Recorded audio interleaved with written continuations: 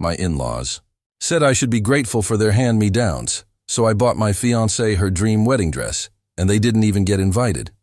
I'm a 28-year-old guy, and I've always tried to be polite, to blend in, to avoid rocking the boat. But every time I step into my fiancée's family home, I feel like I'm walking into a minefield. Her parents have this way of looking at me like I'm not quite enough. I remember the first dinner we had together, the air thick with the smell of roasted chicken and tension. My fiancée, Lily, was radiant, glowing with excitement about our upcoming wedding, and yet I could see that flicker of dread in her eyes whenever her mom glanced at me. The conversation started light, about work, our hobbies, weekend plans, but soon the compliments twisted into something else.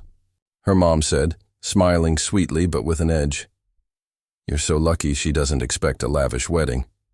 She should be grateful for what she has. I froze. I forced a laugh, but my hands shook under the table. Grateful for hand-me-downs? For what? Her grandmother's old silverware? The same tattered chairs she called antique. Lily tried to smooth it over, squeezing my hand beneath the table.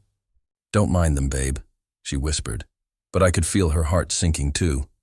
Her dad gave me that classic evaluating look, eyebrows raised like he was measuring my worth in real time.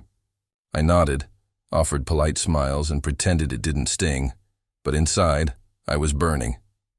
I wanted to scream to defend us both, but the tension hung like a storm cloud over the table. By the end of dinner, I knew one thing. Marrying into this family wouldn't just be about love. It would be a battle of wills, patience, and restraint. Every little comment felt like a test I didn't know the rules for. As we walked out into the chilly night, Lily leaned on my shoulder, whispering, "I just want my wedding to feel like ours, not theirs." I gritted my teeth. I promised her silently, right then, that I'd make it happen. No matter what. But I had no idea how far her parents would go to control every single detail. It didn't take long for the first real confrontation. A few weeks after that dinner, Lily and I went shopping for wedding decorations. She was glowing, eyes wide with ideas, imagining colors, flowers, and touches that would make the day uniquely hers. But then her mom called, suddenly polite, almost sweet, inviting herself to help save money. She mentioned, casually, that the family's old wedding decorations could work perfectly, and Lily should just be grateful. I remember gripping the steering wheel a little too hard, my knuckles turning white. Lily bit her lip, trying to stay calm. "Mom, I really want it to feel fresh," she said softly. Her mom chuckled, a sound that made my blood boil. "Fresh? Honey, you're being spoiled." We went through a lot for our weddings. Don't waste money on something unnecessary. I felt trapped.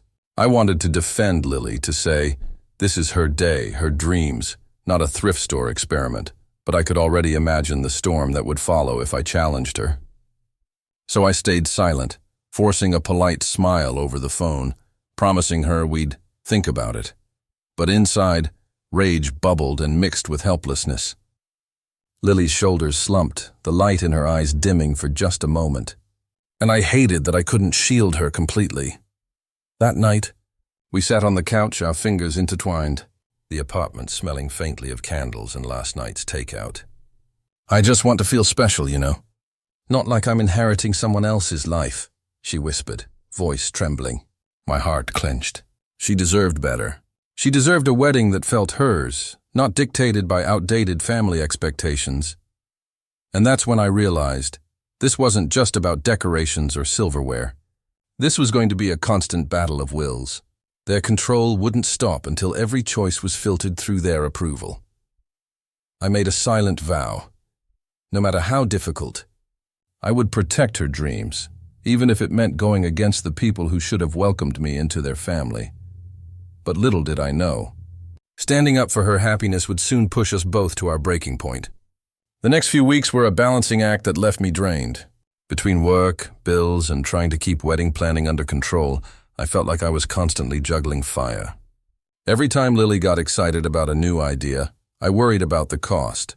But more than that, I worried about her parents' interference. They had this uncanny way of turning every small gesture into a measure of my worth, and no matter what I did, it never seemed to be enough. One evening, we were looking at venue options online.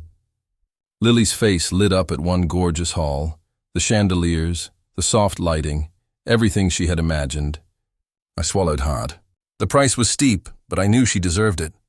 Just as I was about to click inquire, her mom texted, "You really don't have to spend so much. Our old hall decorations are perfectly fine. You should be grateful for what you have." I felt my chest tighten. Gratitude. Always gratitude, never appreciation. I looked at Lily, who was quietly fuming, her lips pressed tight. I just want our wedding to feel like ours," she whispered. I nodded, my jaw set. "It will," I promised, even though every part of me was aware that her parents' judgmental eyes would hover over every choice. Some nights, I'd lie awake staring at the ceiling, exhausted and anxious, wondering how much more I could take before snapping. Their subtle digs weren't just annoying, they were eroding the joy of the very thing we were supposed to celebrate: love. The mental weight was crushing, and I felt powerless to stop the constant undercurrent of criticism. But every time I saw Lily's eyes sparkle when she imagined her dream wedding, a fire ignited inside me. I couldn't let her dreams be tainted by anyone else. Not by her parents, not by anyone. Still, I had no idea how far they would push, or just how ugly this battle for her happiness was about to become. It hit me like a punch to the gut one afternoon when we went to try on a few wedding dresses. Lily had her heart set on something unique, light, elegant, flowing just like she imagined since she was a little girl. But before she could even get into the first dress, her mom appeared, practically hovering, her voice sweet but sharp. "Honey, I think something simpler from the family's old collection would be better. You don't want to outshine anyone, do you?" I froze, the audacity. They weren't just offering advice. They were trying to dictate every single choice, from the dress to the flowers to the color of the napkins. Lily's smile faltered, her excitement dimming under the weight of their opinion. I could feel her disappointment radiating off her like heat from an oven, and it fueled a quiet rage inside me. As we left the boutique, I couldn't stop thinking, this isn't just control, it's manipulation. Every time she tried to voice her preferences, they'd quietly gaslight her into questioning herself. My mind raced. If this keeps up, the wedding she's been dreaming of since she was a kid will be swallowed by their entitlement. I took a deep breath and made a decision. I couldn't let them steal this from her. I silently resolved to take one thing firmly into my own hands: the dress. I would find a way to make sure she got exactly what she wanted, without them knowing, without them interfering. Lily noticed the determination in my eyes and squeezed my hand. "Are you serious?" she asked. Her voice was a mix of hope and disbelief. I nodded, my heart hammering. "I promise. I won't let them ruin this for you." But deep down, I knew this was only the beginning. Once I started pushing back, once I took control, there was no telling how far they'd go, or how ugly this fight for her happiness would get. That night, after everyone had gone to bed, I sat at the kitchen table staring at my laptop, heart pounding. I knew what I had to do. Lily deserved her dream dress, something that made her feel like the queen she was, and I was going to make it happen, no matter the cost. I started researching boutiques, designers, anything that could give her the perfect gown without her parents finding out. Every click felt like stepping into forbidden territory. But I couldn't stop myself. I made lists, compared fabrics, consulted online reviews, and even called designers under the guise of being someone else just to get honest advice. The thought of Lily's face when she finally saw it kept me going, like a lifeline in a storm. I imagined her eyes lighting up, the tears, the laughter, the pure, unfiltered joy I had only glimpsed in fleeting moments. That image became my fuel, driving me to plan meticulously. The next few days were a blur of secrecy. I scheduled appointments for fittings during my lunch breaks, made side trips to dress shops that her parents would never think to check, and kept notes on her favorite styles and fabrics. I even ordered custom accessories, veils, shoes, delicate jewelry, all chosen to complement her personality. I knew the risk. If her parents found out, they'd probably scold us, make her feel guilty, maybe even try to undo everything. But every time I thought about backing down, I imagined Lily's smile and remembered the way her eyes dimmed every time her mother's control shadowed her excitement. I couldn't let that happen. By the end of the week, everything was in motion, hidden in plain sight, ready for the perfect reveal. I sat back, exhausted, but exhilarated, and whispered to myself, "She's going to love this." No one can take this moment from her. But even as I planned, I could feel the storm brewing. Their interference wasn't just going to fade quietly. And I had no idea how furious they would become when they discovered I'd gone behind their backs. It didn't take long before the tension started creeping back in, like an undercurrent we couldn't see but always felt. Her parents were subtle at first. Comments about budget here, reminders there. "You really don't need to spend so much," her mom would say casually during a coffee visit, eyes flicking at me like a hawk. "We've been through this before. Just remember, it's not about the money." The words seemed harmless on the surface, but they carried the weight of control and judgment. And Lily flinched every time. I could see her frustration building quietly. That mix of anger and helplessness that I hated watching. She wanted to voice it, to defend our choices. But I knew the second she did, her parents would twist it into guilt and shame. I felt the same helplessness I'd felt months ago. Except now I had stakes higher than my pride. This was her happiness, her dreams on the line. I started noticing patterns, how every conversation subtly pushed us toward their way. Even casual family gatherings became exercises in careful wording and silent endurance. One evening, her father leaned in during dinner and whispered, "You know, we just want what's best for her." But the tone wasn't kind. It was sharp, possessive. I clenched my fork so tightly my knuckles hurt. By that night, Lily and I were alone in our apartment, shoulders tense, hearts heavy. "I hate that this is even a fight," she said softly, tracing the rim of her mug. "I just want it to feel like our wedding, not theirs." I nodded, my chest tight with a mix of anger and determination. "We'll make it ours, no matter what they say." But even as we resolved to fight for her joy, I couldn't shake the feeling that their next move would be bigger, bolder, and meaner than anything we'd seen so far. Their entitlement wasn't just a nuisance. It was about to escalate in ways that could break us. The day finally came. I had been sneaking around for weeks, keeping every detail of the dress a secret. Lily had no idea, and the anticipation in my chest was unbearable. I remember carrying the gown into our apartment, trying not to crumple it, the silky fabric whispering promises of a dream realized. The lighting from the living room lamp caught the delicate lace and sequins, making it shimmer like it was alive. When I called her into the room, she froze. Her eyes widened, taking in every detail, the way the gown flowed, the delicate embroidery, the exact shade of ivory she had described to me months ago. Her hand flew to her mouth, and I could see the tears welling up in her eyes. "Oh my God, it's perfect," she breathed, voice trembling. I held my breath, waiting for her to say more, and then she ran to me, throwing her arms around my neck. You did this for me?" "For me," she whispered, the words choked with emotion. I hugged her back tightly, feeling her joy wash over me like sunlight breaking through clouds. "Always," I murmured. "Always for you." For the first time in weeks, the tension of her parents' control seemed to vanish. The apartment smelled faintly of lilies and fresh air from the open windows. But the real scent was the thrill of victory, the kind that comes from protecting someone you love from a world that constantly tries to diminish them. But the joy was tinged with unease. I knew her parents would find out eventually, and when they did, there was no telling how they would react to being excluded from something so intimate, so personal. Still, in that moment, nothing else mattered. Lily twirled, laughing through tears, the dress moving like liquid light around her. I realized this was the first true step toward giving her the wedding she deserved. But as I looked at her radiant face, I felt it, a shadow of fear. Their discovery was inevitable, and the fallout would be stormier than either of us could imagine. It didn't take long for the secret to unravel.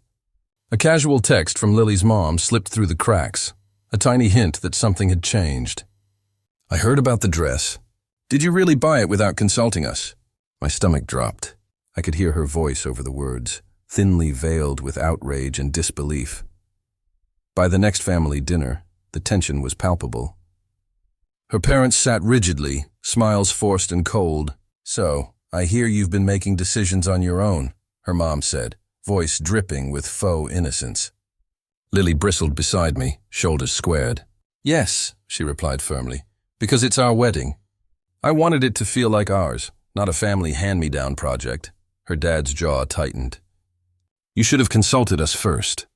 "It's about respect." I wanted to snap, to defend her, but I held back, letting her take the lead.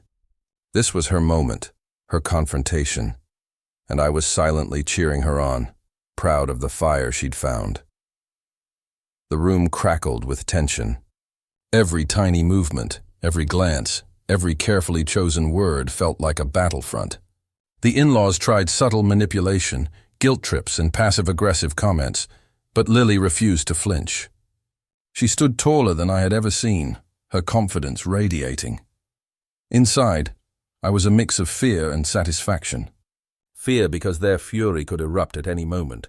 Satisfaction because for the first time, we weren't bending to their entitlement. Their control over her dreams had hit a wall.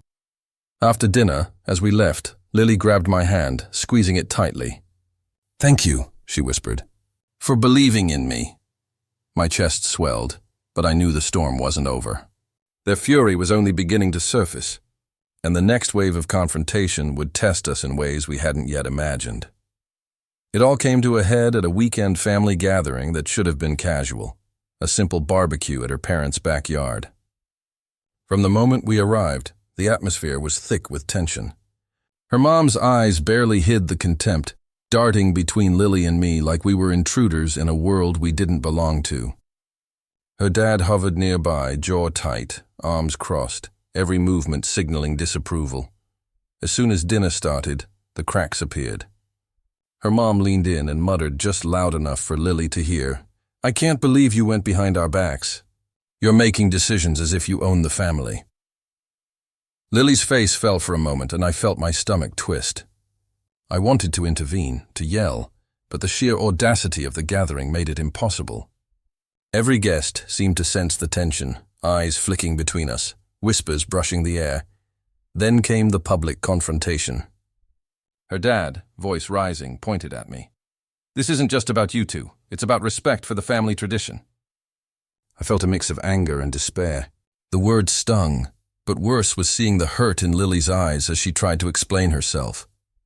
"We just wanted our day to feel like ours," she said, voice cracking. The laughter of someone across the yard, thinking it was a joke, cut through the moment, making everything feel worse. I realized then that we were at rock bottom. The in-laws had escalated everything, turning what should have been a joyful day into a battlefield. I could feel a wave of doubt and fear crash over me. Had I done the right thing by excluding them? Was protecting her happiness worth this humiliation? Yet even in that low, painful moment, I knew something inside us had shifted. A resolve, quiet but unbreakable, began to form. We weren't going to let them win, not completely, but little did I know, the real turning point, the unexpected twist that would redefine everything, was just around the corner. The next morning, after the chaos of the barbecue, I expected Lily to be downcast, maybe even doubting our choices. Instead, I found her standing in the living room, her eyes fierce, jaw set. She wasn't retreating. She was ready to fight back. "I'm done apologizing for wanting my wedding to feel like mine," she said, voice steady but loaded with emotion. "If they can't support me, that's on them, not on us." Her resolve stunned me. I had always known she had a backbone, but I'd never seen her channel it like this. She had shifted from hurt and confusion to empowerment in just a few hours. I felt a surge of pride mixed with adrenaline. I wasn't alone in this anymore. Together, we were ready to stand against the entitled grip of her parents. Later that day, she called them, not in tears, not hesitant, but assertive. "We appreciate your concern," she said, her tone firm, "but this wedding is about us. We've made our decisions, and we won't be revisiting them." Her parents sputtered, clearly flustered. For the first time, they weren't in control. Their carefully cultivated influence over every detail had been quietly dismantled by her own courage. I watched, amazed and relieved, as the dynamic shifted. The tension in the room, once thick and suffocating, had started to crack. The in-laws were forced to acknowledge our autonomy, their power over the wedding weakening with every word she spoke. That night, Lily turned to me, eyes sparkling despite the lingering tension. "We're doing this together," she said, squeezing my hand. I nodded, feeling the weight of weeks of stress begin to lift. We had navigated the storm, and in doing so, we had strengthened our bond. But as empowering as it felt, I knew the confrontation wasn't fully over. There was still one final reckoning, one that would cement our victory or test us in ways we couldn't yet imagine. The final showdown came sooner than I expected. We had invited her parents over to discuss the wedding one last time, hoping for at least a semblance of civility. From the moment they stepped into the living room, the air was thick, heavy with unspoken tension. Every glance, every stiff movement, screamed that this conversation would be anything but calm. Her mom started with thinly veiled criticism. "We just want to make sure this is done properly." Her dad added, "It's about tradition, respect, and making sure the family feels included." I could feel Lily bristle beside me, but this time she didn't shrink. She straightened, took a deep breath, and said, "We appreciate your input, but this wedding is about us. We've made our decisions and they stand. Our day will reflect who we are, not just family tradition." The room went silent. Her parents shifted uncomfortably, their carefully rehearsed scripts failing in the face of her unwavering confidence. I watched, stunned, as the power dynamic shifted completely. We weren't arguing or pleading, we were stating facts. The boundaries were clear, and for once, they had no leverage to challenge us. There was a tense pause, and then a grudging acknowledgement. Her mom muttered something about needing time to understand, and her dad simply nodded, jaw tight. They weren't apologizing, not really, but for the first time, they were being forced to respect our decisions. The control they had held for months had been stripped away. After they left, Lily and I collapsed onto the couch, exhausted but exhilarated. I looked at her, the weight of all the battles, the secret planning, the stress, it all melted away in her smile. "We did it," she whispered. I nodded, holding her close. We did. Together. But even in this victory, I knew that life with in-laws would never be the same. We had carved our space, asserted our power, and finally prioritized our happiness. And somehow that made every sleepless night, every tension-filled dinner, every subtle dig worth it. The wedding day arrived like a dream we had fought tooth and nail to protect. The morning air was crisp, carrying the scent of blooming lilies and fresh pastries from the bakery we had chosen together. Lily stepped into her dress, the gown flowing perfectly, shimmering in the sunlight streaming through our apartment windows. I watched her, heart pounding, tears threatening to spill, not from sadness, but from pure awe and relief. She looked radiant, exactly as she had always imagined herself, and for once, no one's judgment or entitlement could touch her joy. Her parents weren't there for the reveal. They hadn't been invited, and while it stung slightly, I could see the liberation in Lily's eyes. This wasn't about revenge. It was about reclaiming our day, our choices, and our happiness. Every detail, from the flowers to the music, reflected her personality and our love. It felt intimate, authentic, and ours alone.